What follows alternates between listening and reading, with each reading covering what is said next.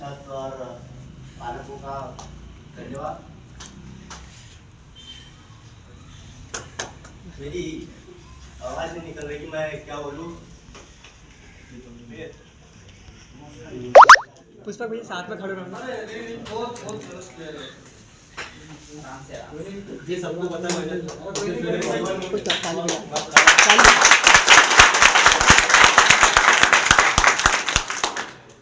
मैं वैकुंठ में 2018 से आया था ITI करने के उद्देश्य से।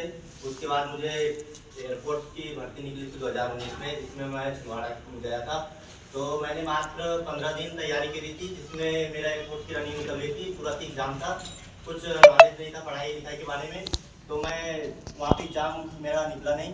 फिर उसके बाद में मैंने सोचा कि 15 दिन में जब मैं रनिंग एयरफोर्स की निकाल सकता हूँ तो आर्मी क्यों नहीं निकाल सकता। फिर मैंने लगातार 1 साल मेहनत करी। उसके बाद एक मेरे को टेक्निकल की आर्मी की भर्ती मिली थी, लेकिन मैं मेरा सब्जेक्ट था तो मैंने तो टेक्निकल से जाना चाहिए।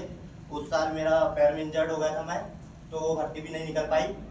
फिर उसके बाद वहाँ से मैं रोते रोते आया था, लंगड़ते हुए आया था, मेरे दोस्तों ने लेके आया था।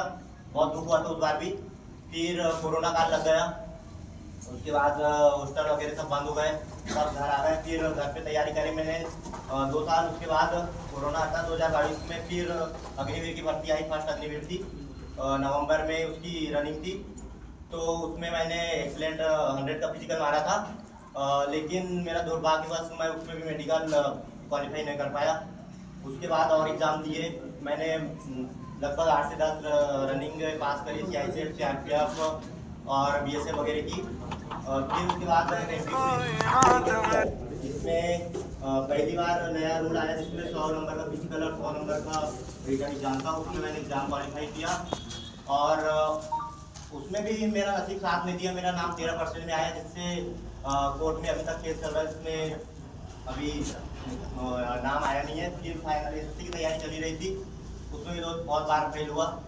फिर फाइनली इस बार सिलेक्शन हुआ है। इसमें मैं नीरज सर का आभार प्रकट करना चाहता हूँ, क्योंकि होटल में रहने का मुझे मौका मिला, बहुत कुछ सीखने को मिला। और एक होटल का माहौल बहुत अच्छा है, क्योंकि अभी हॉस्टल में लगभग सभी लोग लाइब्रेरी से ही आए अपना कीमती टाइम निकाल कर।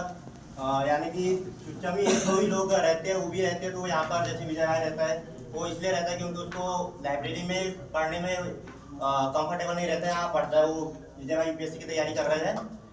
और बाकी सब लोग भी 1 डे एग्जाम, कोई MP पुलिस, कोई आर्मी, कोई अग्निवीर, कोई BSF वगैरह, सब ये SSGD की तैयारी कर रहा है।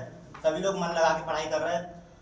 नहीं हुआ सिलेक्शन इसी किसी वजह, जैसे हमारे पुष्पक भाई है, दीपक भाई है, जो हमारे साथ थे।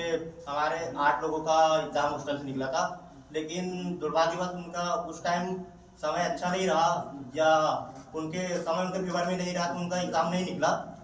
लेकिन वो तैयारी कर रहे हैं। वो ऐसा नहीं है कि वो हमारे बराबर नहीं है, बराबर की तैयारी हम साथ में तैयारी करना स्टार्ट करी आर्मी से लेकर अभी तक, लेकिन उनका नहीं आया। तो उनके प्रति लोगों की भावना, जैसे कोई गांव में परिवार में कहते कि भाई तुम टाइम पास कर रहे, पढ़ाई नहीं कर रहे, लेकिन ऐसा कुछ नहीं है। सब दिलो जान से यहाँ हॉस्टल के लगभग सभी लोग अपने लक्ष्य के प्रति ईमानदार है, और डेली सुबह 8-9 बजे निकल जाते हैं, और 7-8 बजे 9, कोई 10-10 बजे तक आते हैं। सब अच्छी तैयारी कर रहे हैं। तो मैं सभी के उज्जवल भविष्य की भगवान से प्रार्थना करता हूँ कि सभी हमारी तरह आए, और उनका भी भविष्य में ऐसे ही हॉस्टल की तरफ से स्वागत हो। और मेरे पिताजी ने भी इतना संघर्ष किया कि उनको आज खुशी मिली, ये मान के चलो। जीवन में बहुत सी तकलीफें आई, आपको सब पता है कि कितनी प्रॉब्लम चल रही है परिवार।